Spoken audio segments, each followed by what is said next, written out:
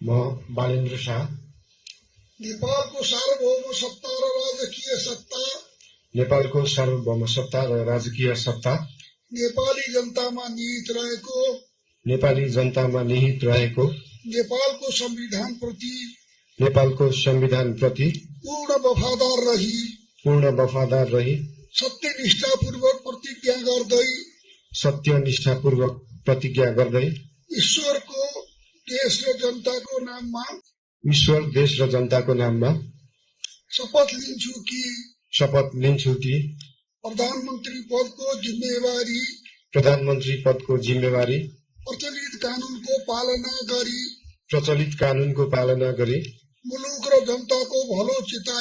मुलुक र जनताको भलो चिताई कसैको डर नमानी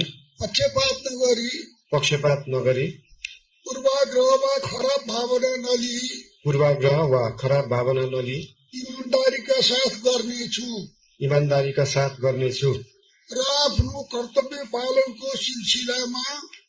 आफ्नो कर्तव्य पालनको सिलसिलामा आफूलाई जानकारीमा आएको कुरा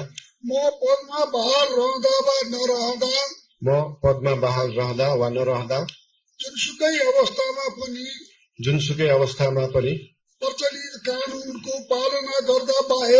प्रचलित कानूनको पालना गर्दा बाहेक अरू अवस्थामा कुनै किसिमबाट पनि प्रकट वा संकेत गर्ने छैन।